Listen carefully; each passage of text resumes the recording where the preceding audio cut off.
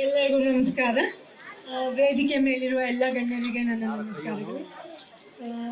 ಇವತ್ತು ಶಿವಮೊಗ್ಗದಲ್ಲಿರೋದು ನನಗೆ ನನ್ನ ಮನೆಗೆ ವಾಪಸ್ ಬಂದಷ್ಟು ನನಗೆ ತುಂಬ ಸಂತೋಷ ಆಗ್ತಾ ಇದೆ. ಯಾಕಂದರೆ ನಾನು ಇಲ್ಲೇ ಹುಟ್ಟಿ ಬೆಳೆದವಳು. ಶಿವಮೂರ್ತಿ ಸರ್ಕಲ್ ಹತ್ರ ಮುಂದೆ ಹೋಗಿ ಎಡಗಡೆಗೆ ನಮ್ಮ ಮನೆ ಇತ್ತು. ಅಲ್ಲಿ ನಾನು ಅಲ್ಲೇ ಸೆಂಟ್ ಮೇರಿ ಸ್ಕೂಲ್ ಅಲ್ಲಿ 9ನೇ ತರಗತಿವರೆಗೂ ನಾನು ಅಲ್ಲೇ ಓದಿ, ಆಮೇಲೆ ನಮ್ಮ ತಂದೆಯವರು 2ನೇ ಸಲ ಮಿನಿಸ್ಟರ್ ಆದಾಗ ನಾವು ಬೆಂಗಳೂರಿಗೆ ಹೋದ್ವಿ. ಅಲ್ಲಿಗೆ ಹೋದ್ವಿ ಅಂತ ಇಲ್ಲಿದೇನು ಬಿಟ್ಟು ಹೋಗಲಿಲ್ಲ. ಊರಿಗೆ ಬರೋದು ಹೋಗೋದು, ಶಿವಮೊಗ್ಗಕ್ಕೆ ಬರೋದು ಹೋಗೋದು ನಡೀತಾನೆ ಇತ್ತು.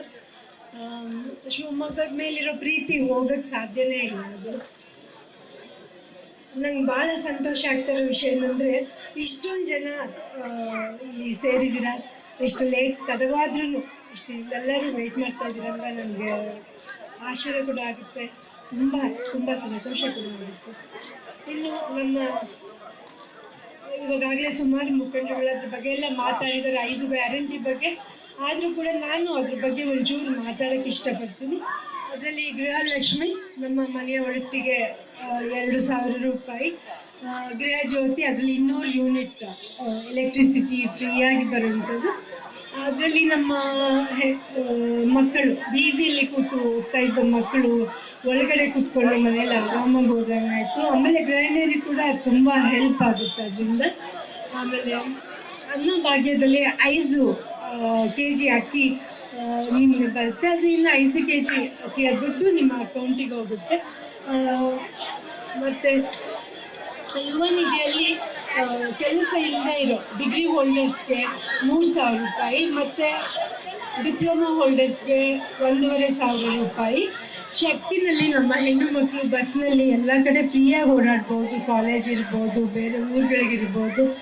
ಆದ್ದರಿಂದ ಇಷ್ಟೆಲ್ಲ ಕೊಟ್ಟಿರೋ ಸರ್ಕಾರ ಯಾವುದೇ ಒಂದು ಹಗರಣ ಕೂಡ ಇದರಲ್ಲಿಲ್ಲ. ಯಾಕಂದರೆ ದುಡ್ಡು ನಿಮ್ಮ ಅಕೌಂಟ್ಗೆ ಡೈರೆಕ್ಟಾಗಿ ಬರುತ್ತೆ. ಈಗ ನಮ್ಮ ಸರ್ಕಾರ ಈ ಬರೋ ಎಲೆಕ್ಷನ್ ಆದಮೇಲೆ ಒಂದು ಗೃಹಿಣಿಗೆ 1 ಲಕ್ಷ ರೂಪಾಯಿ ಕೂಡ ಯೋಜನೆಯನ್ನು ಹಾಕ್ಕೊಂಡಿದೆ.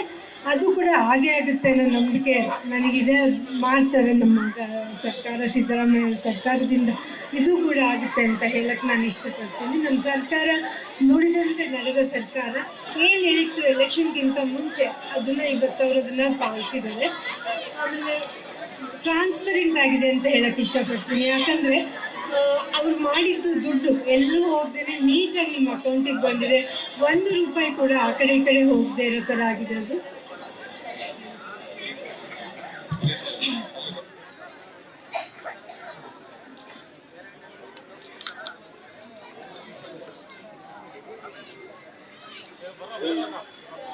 ರೈತರ ಸಮಸ್ಯೆಗಳು ಹಲವಾರಿದೆ.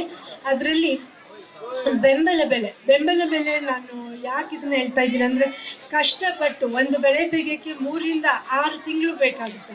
ಆದರೆ ಮಧ್ಯವರ್ತಿಗಳು ಬಂದು ಅದರಲ್ಲಿ ಆ ದುಡ್ಡು ಹೊಟ್ಟೋಗುತ್ತೆ, ದುಡಿದ ಕೈಗಳಿಗೆ ಏನೂ ದುಡ್ಡು ಬರೋದಿಲ್ಲ. ಆದ್ದರಿಂದ ಈಗ ನಮ್ಮ ರಾಹುಲ್ ಗಾಂಧಿಯವರು ಅದರ ವಿಷಯವಾಗಿ ಚರ್ಚೆ ನಡೆದು ಅದಕ್ಕೆ ಬೆಂಬಲ ಬೆಲೆನ ಕೊಡಿಸ್ತಾರೆ ಅಂತ ಹೇಳಿದ್ದಾರೆ. ಜೊತೆಗೆ ಸಾಲ ಮನ್ನಾ, ಮನಮೋಹನ್ ಸಿಂಗ್ ಗೌರ್ಮೆಂಟ್ ಇದ್ದಾಗ ಸಾಲ ಮನ್ನಾ ಆಗಿತ್ತು. ಈಗ ನಮ್ಮ ಸಿದ್ದರಾಮಯ್ಯ ಅವರ ಗೌರ್ಮೆಂಟಿಂದ ಕೂಡ 50,000 ರೂಪಾಯಿ ಸಾಲ ಮನ್ನಾ ಆಗಿದೆ. ಮುಂದಿನ ಇದರಲ್ಲಿ ಸಂಪೂರ್ಣ ಸಾಲ ಮನ್ನಾ ಆಗುತ್ತೆ ಅಂತ ನಾನು ಹೇಳಕ್ಕೆ ಇಷ್ಟಪಡ್ತೀನಿ. ಇಲ್ಲಿ ಶಿವರಾಜ್ ಕುಮಾರ್ ಅವರಿಂದ ತುಂಬ ಗಲಾಟೆ ಆಗ್ತದೆ, ಮಾತಾಡಬೇಕಾಗಿ ಇಷ್ಟಪಡ್ತೀನಿ.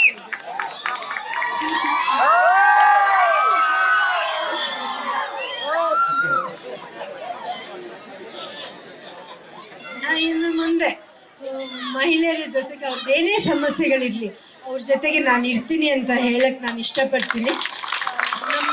ನಮ್ಮ ಪಕ್ಷ ಏನೇ ಯೋಜನೆಗಳನ್ನು ತಂದರೂ ಅದನ್ನು ಬರೀ ನಮ್ಮ ಪಕ್ಷದವರಿಗೆ ಕೊಡಲಿಲ್ಲ.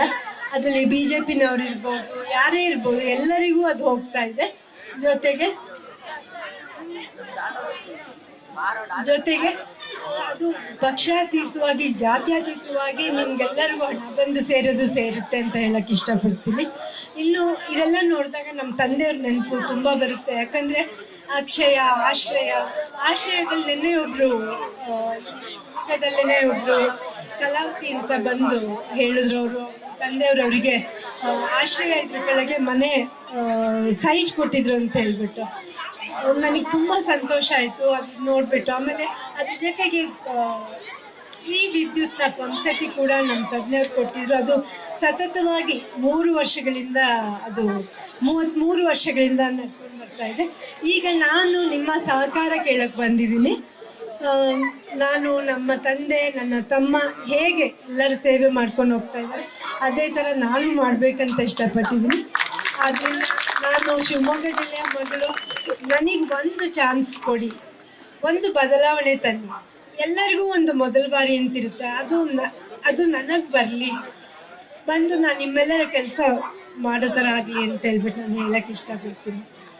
ಅದರಿಂದ ನನಗೆ ಹೆಚ್ಚಿನ ಮತ ಕೊಟ್ಟು ನನ್ನನ್ನು ಗೆಲ್ಲಿಸ್ಬೇಕು ಅಂತ ನಾನು ಕೇಳ್ಕೊಳ್ತಾ ಇದ್ದೀನಿ. ನಮಸ್ಕಾರ. ನ್ಯೂಸ್ ಫಸ್ಟ್ ನಿರ್ಭೀತಿಯಿಂದ ನಿಮ್ಮ ಪರವಾಗಿ.